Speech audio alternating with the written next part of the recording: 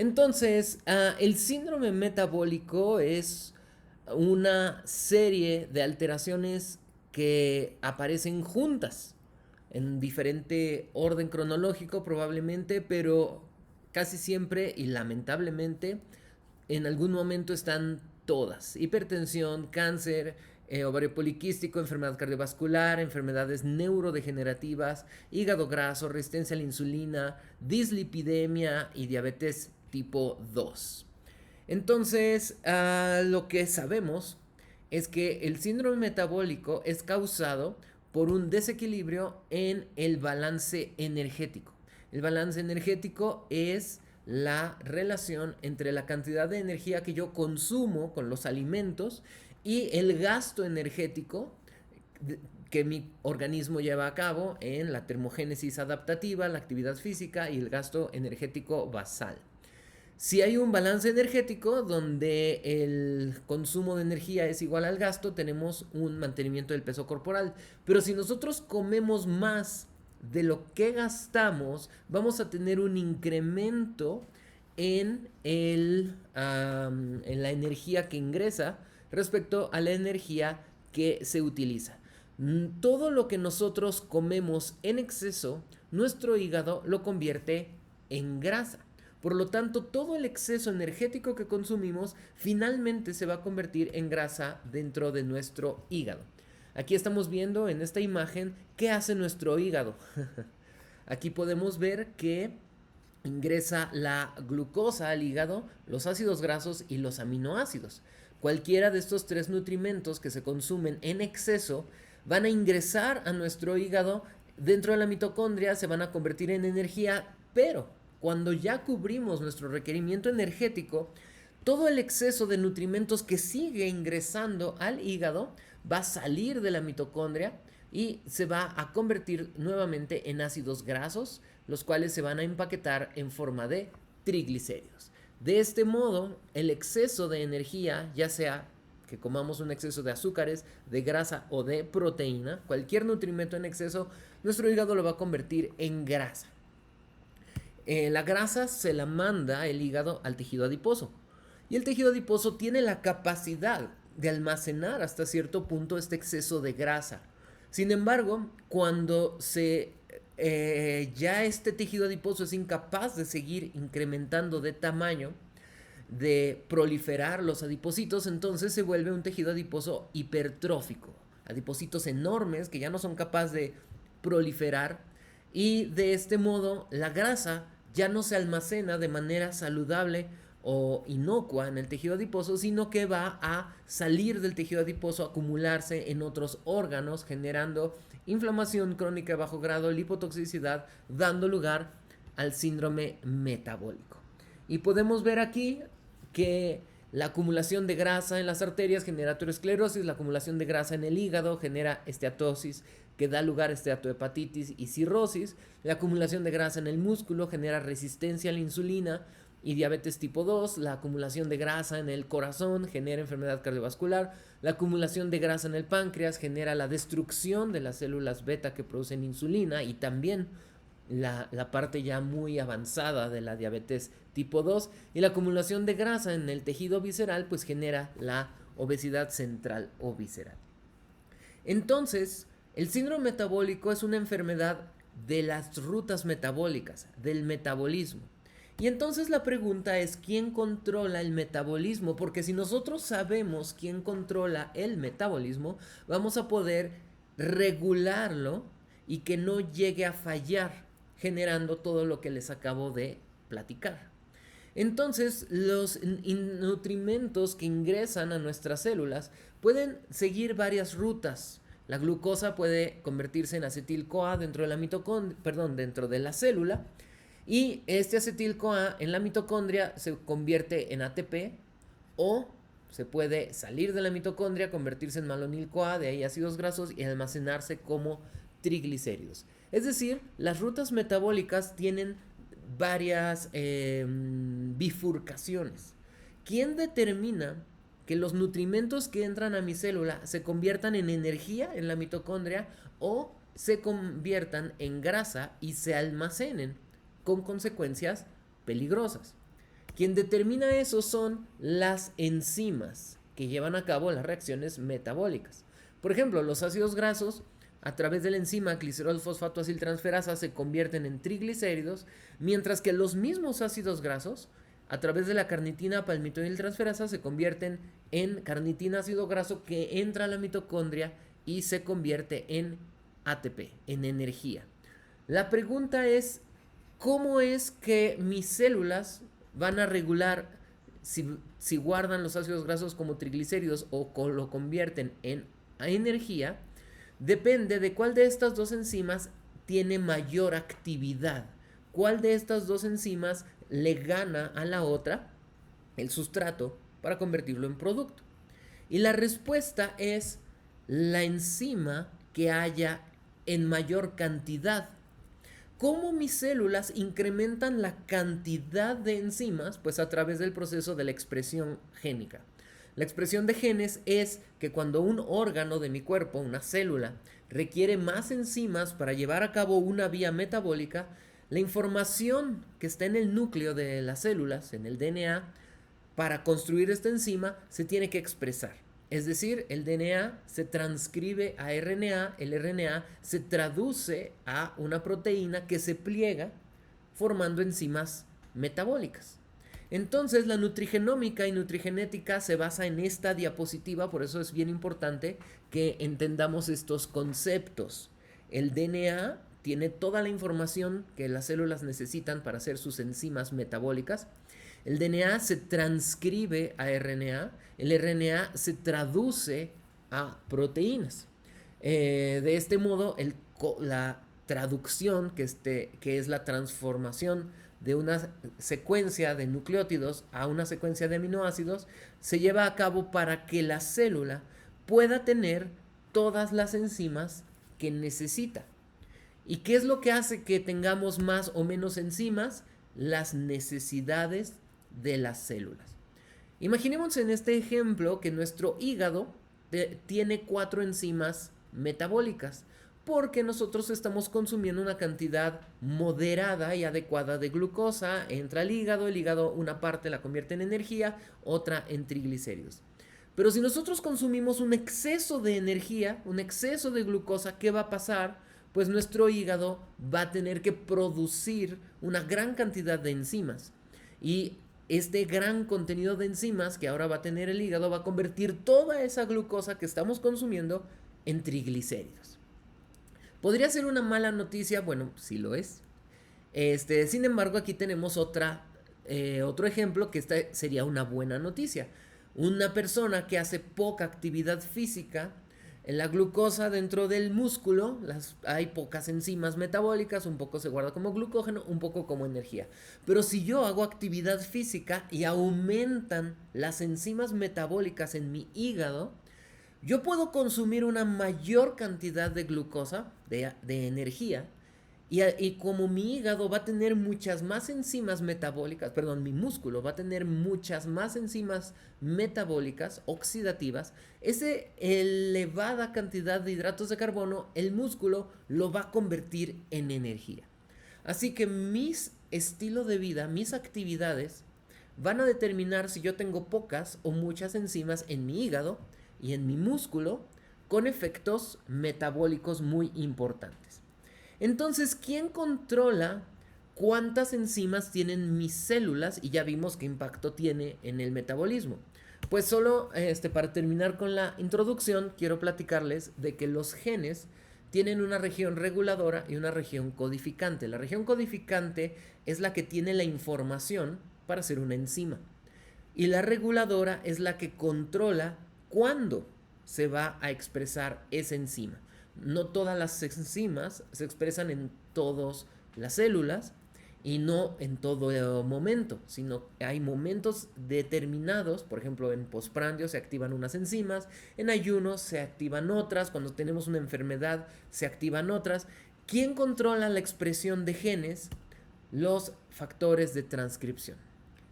Aquí estamos viendo que un gen tiene un sitio de inicio de transcripción que se dibuja como una flechita, un sitio de terminación de transcripción donde esta región es la que se va a copiar a RNA y traducir a una enzima funcional.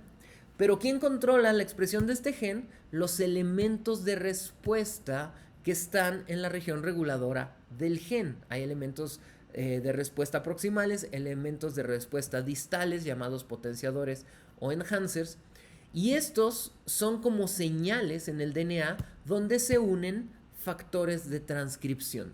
Son proteínas que, como si fueran un switch de prendido y apagado, se van a unir a estos elementos de respuesta para que se active un gen.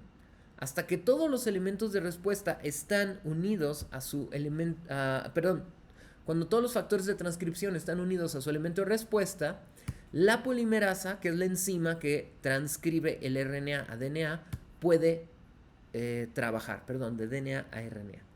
Entonces ya se activó el gen gracias a los factores de transcripción. La polimerasa hizo una copia del DNA a RNA. Este RNA se puede traducir a una proteína funcional. Entonces los factores de transcripción controlan el metabolismo a través de activar los genes metabólicos.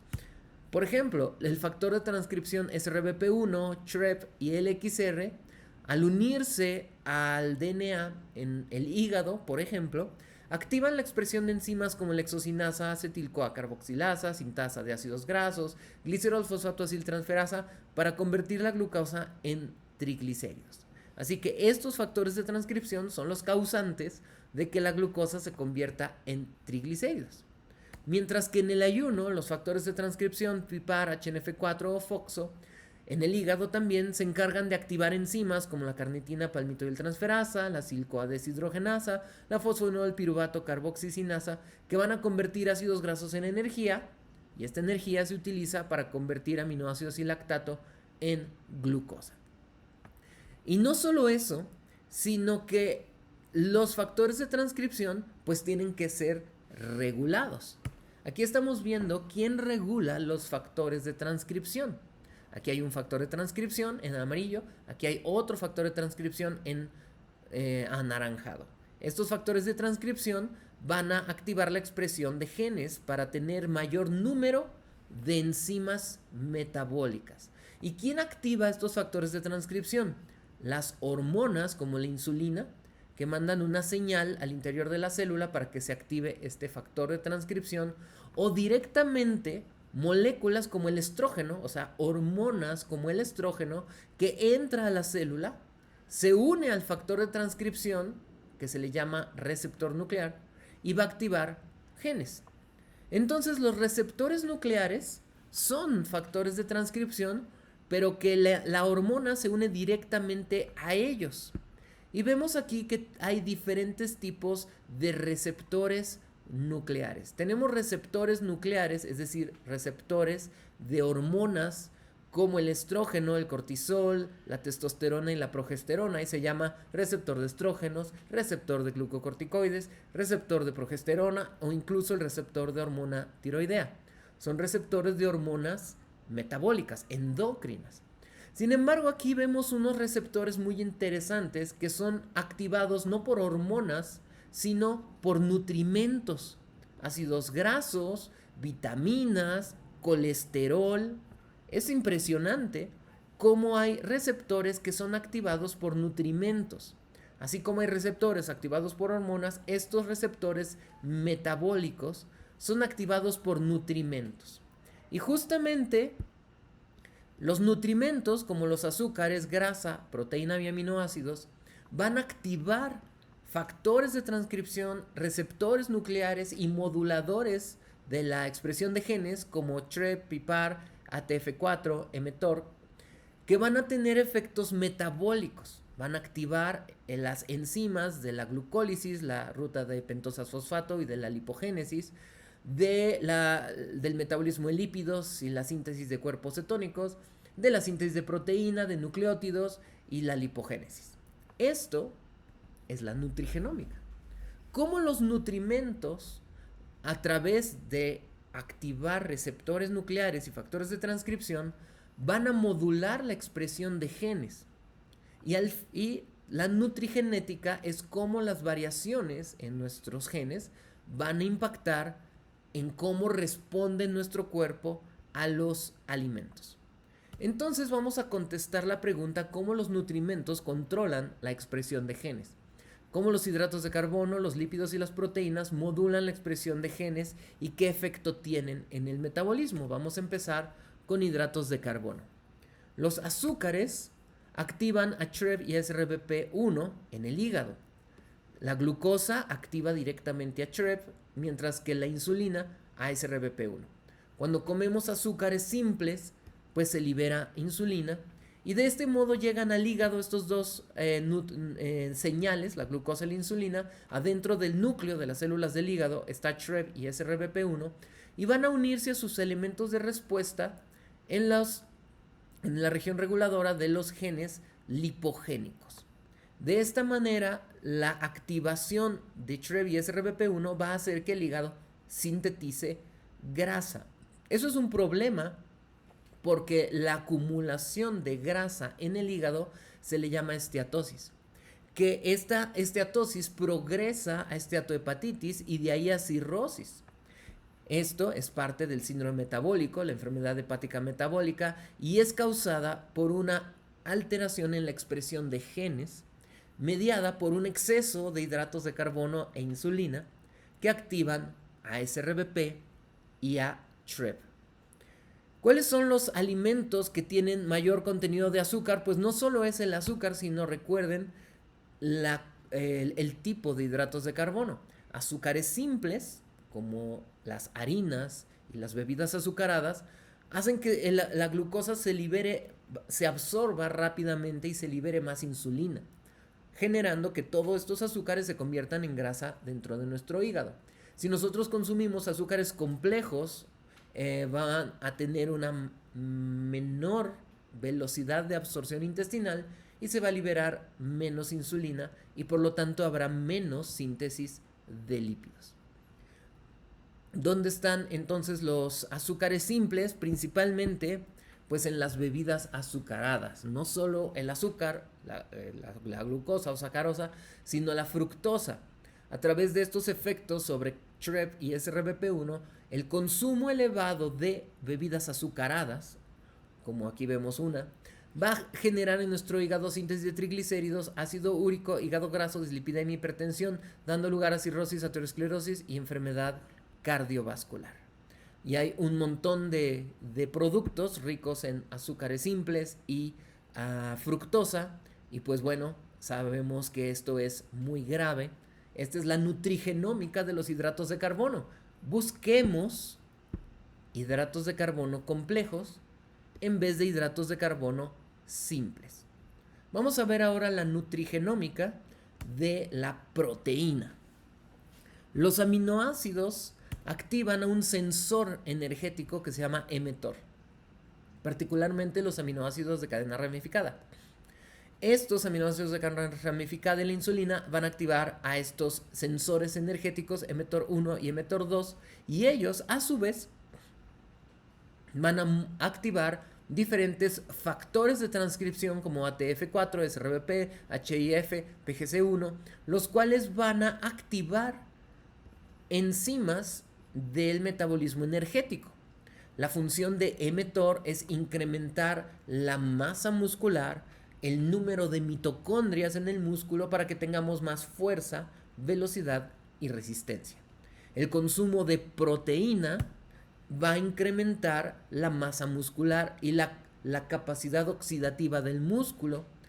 Y si lo acompañamos con ejercicio, principalmente ejercicio de fuerza, vamos a tener mayor masa muscular. Esto es importante y muy bueno porque la masa muscular no es nada más para los fisiculturistas o los que quieren ir a la playa a presumir.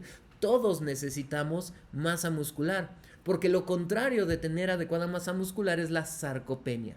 La sarcopenia es la pérdida de masa muscular que es peligrosa para la vida. Hay muchas personas al día de hoy que tienen muy poca masa muscular y tal vez no lo saben porque no se ven delgados. Pero lo que no tienen, no tienen músculo, lo que tienen es grasa. Esto se le llama obesidad sarcopénica y mucha gente la tiene y peligrosamente incluyendo niños. Hay muchos niños con obesidad sarcopénica que se ven, ¿no?, relativamente normales en su forma y además en su peso, tal vez están dentro de su peso promedio. Sin embargo, si los viéramos por dentro, tienen mucha grasa y poco músculo. La falta de consumo de proteína reduce la capacidad de mTOR de incrementar la masa muscular y las mitocondrias. Esto es importante porque hay dos tipos de alimentación que son bajos en proteína y por lo tanto peligrosos, en especial para un niño. La dieta vegana, o peor aún, crudivegana, es muy baja en proteínas o difícilmente se puede cubrir el requerimiento de proteína. Y la dieta basada en ultraprocesados. Podríamos decir, bueno, esta es más nutritiva que esta. Ambas tienen un problema y es que son bajas o nulas en proteína. Y por lo tanto, si no hay proteína, no se activa mTOR y no hay esta nutrigenómica de los aminoácidos. Y hablando de aminoácidos, recuerden que los más importantes aminoácidos que activan a mTOR para que yo tenga masa muscular y mitocondrias en mi músculo es los aminoácidos de cadena ramificada, que son isoleucina, leucina y valina.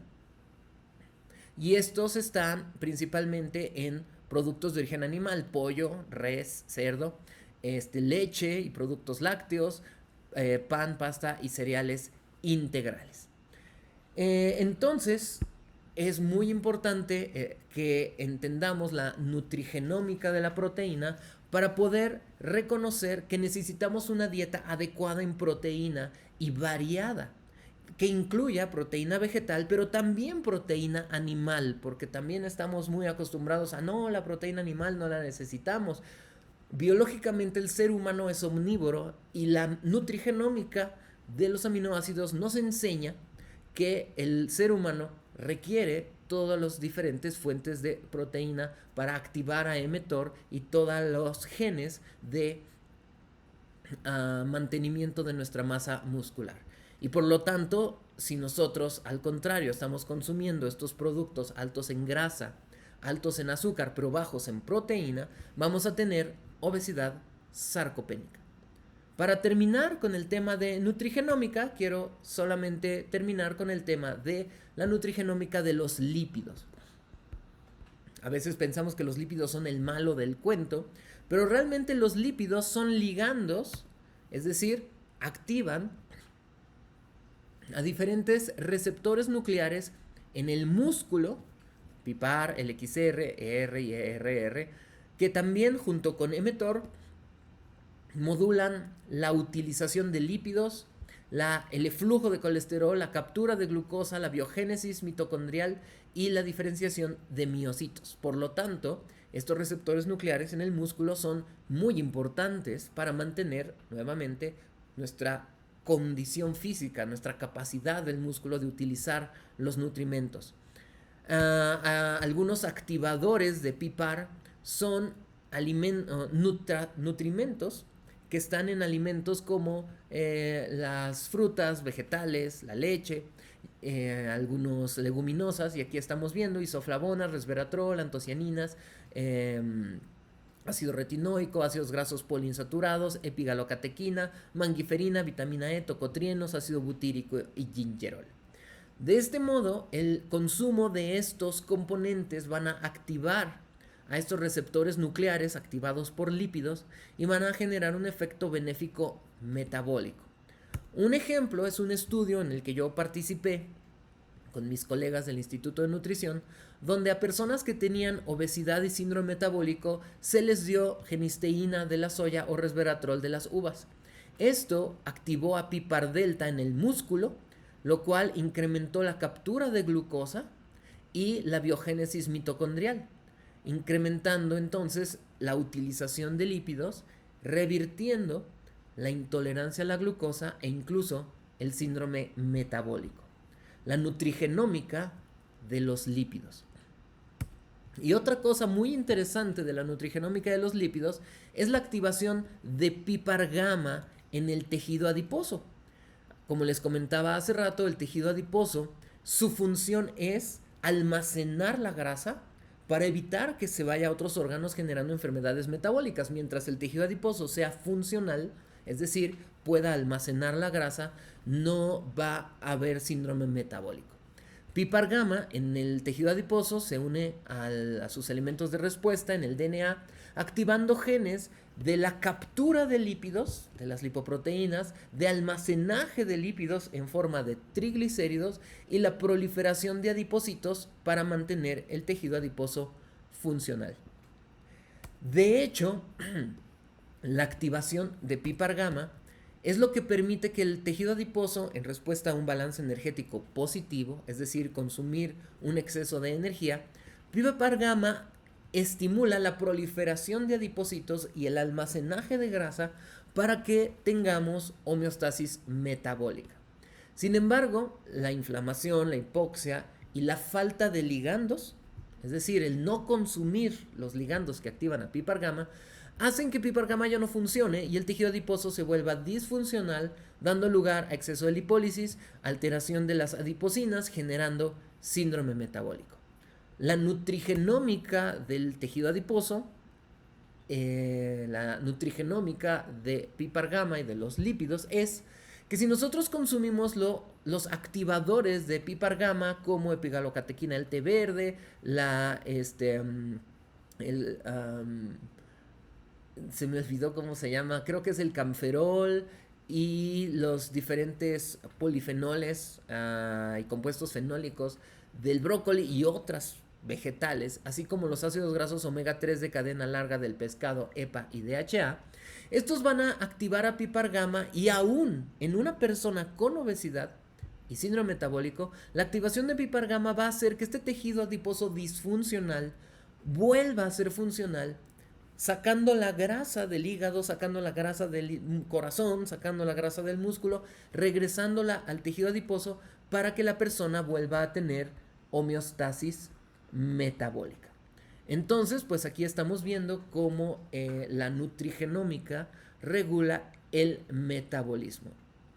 Y para terminar, otro tema muy interesante es la nutrigenómica del colesterol.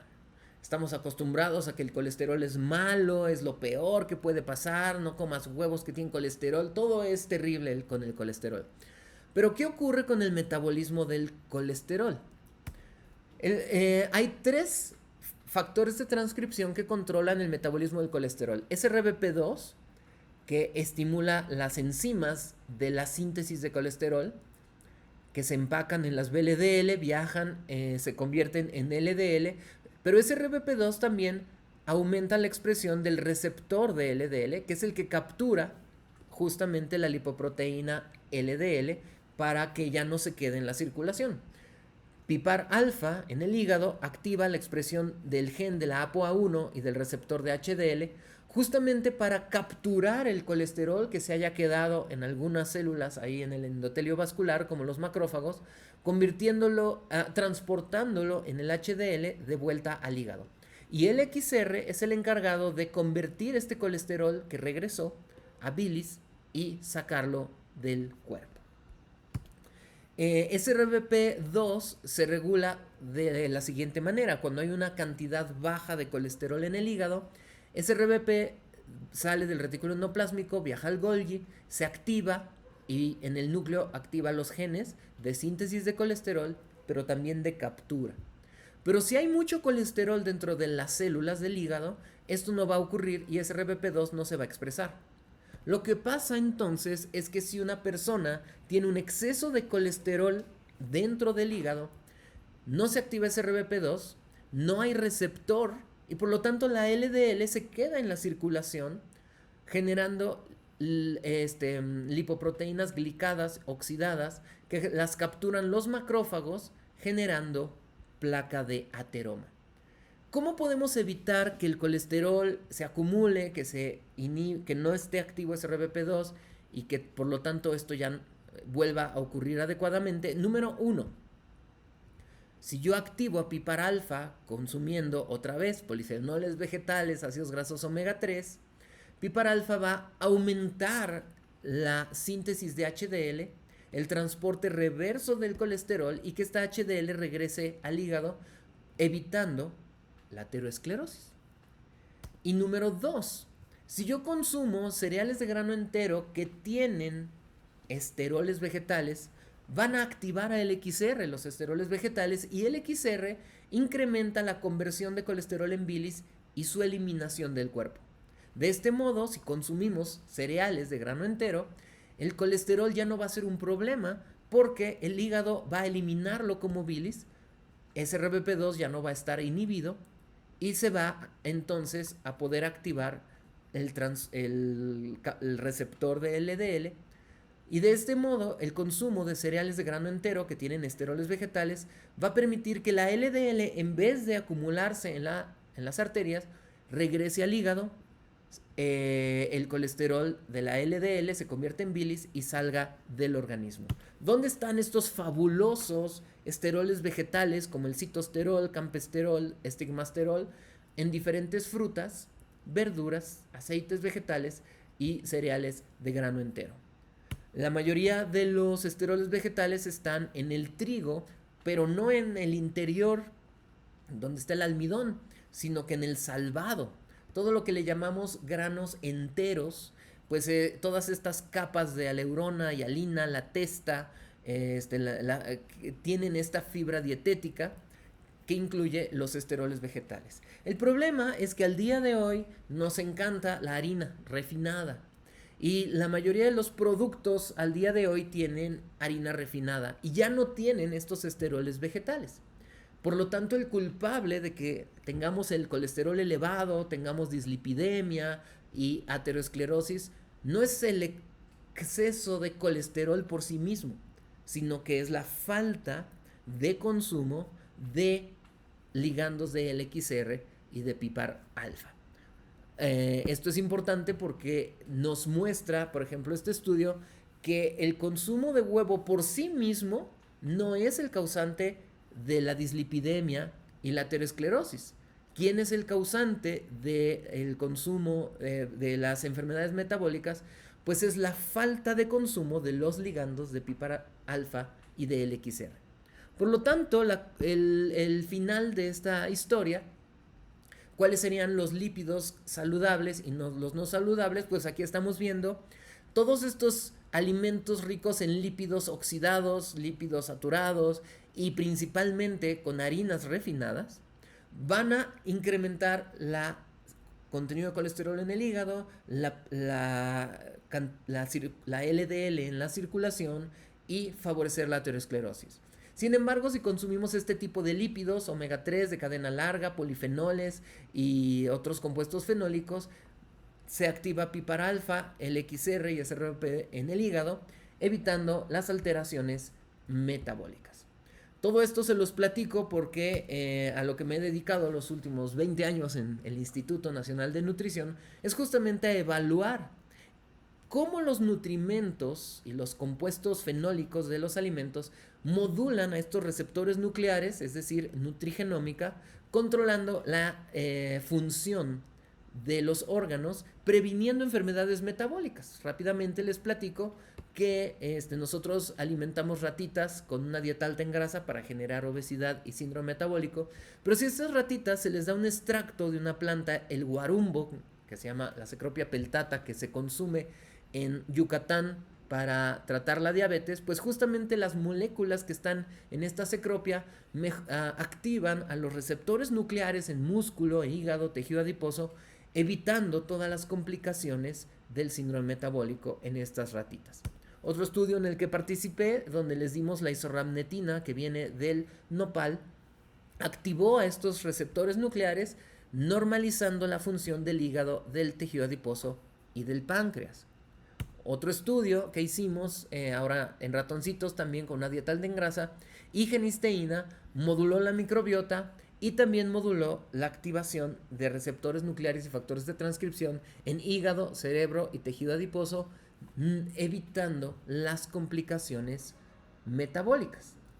Y un último, el más reciente que hemos publicado, es que la leche de cabra, la leche antes considerada como algo muy malo y terrorífico, Pues resulta que la leche de cabra, la leche de animales de pastoreo, los animales van a ingresar a su organismo todos estos polifenoles de las plantas que consumen y se los pasan a la leche. Esto se llama biotransformación, haciendo a la leche un alimento rico en polifenoles vegetales. Aparte de los ácidos grasos EPA y DHA y ácido linoleico conjugado, característicos de la leche de animales de pastoreo, a través de efectos en la nutrigenómica, es decir, la regulación de receptores nucleares y factores de transcripción en hígado, músculo, tejido adiposo y páncreas, evitaron la obesidad, el síndrome metabólico y la resistencia a la insulina. Entonces, pues para concluir, ¿dónde están todos estos alimentos fabulosos? ¿Dónde están todos estos componentes? Pues hay quien dice, sí, claro, por eso hay que consumir suplementos con todos estos resveratrol y licopenos. Sin embargo, el licopeno, el resveratrol, la genisteína, están en los alimentos también. Podemos consumir estos suplementos con el riesgo de una sobredosificación o podemos disfrutar todos estos componentes nutrigenómicos en los alimentos. Aquí les muestro algunos ejemplos de alimentos nutrigenómicos, es decir, platillos que están compuestos de diferentes frutas, verduras, especias, productos de origen animal también, por su contenido de aminoácidos de cadena ramificada, y estamos viendo cómo la nutrigenómica de lípidos, aminoácidos e hidratos de carbono se puede prevenir y revertir incluso enfermedades metabólicas si sabemos elegir los alimentos adecuados. Y aquí vemos algunos ejemplos. Y el resumen mayor, y con esto termino, pues es la dieta de la milpa. Es decir, alimentémonos de lo que tengamos cerca, alimentos frescos, alimentos locales, basados en frutas, verduras, cereales de grano entero, productos de origen animal, y todo lo que vemos aquí. Aquí no hay ultraprocesados, no hay harina refinada, no hay exceso de azúcar y exceso de grasa.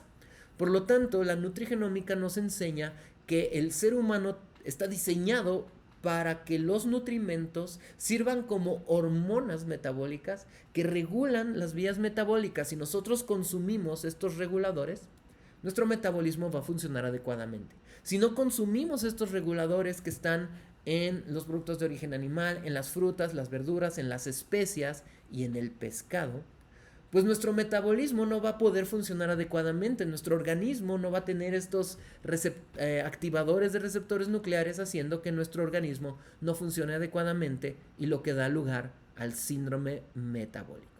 Eso es todo, espero les haya gustado esta charla y aquí están mis redes sociales por si gustan seguirme en alguna de ellas.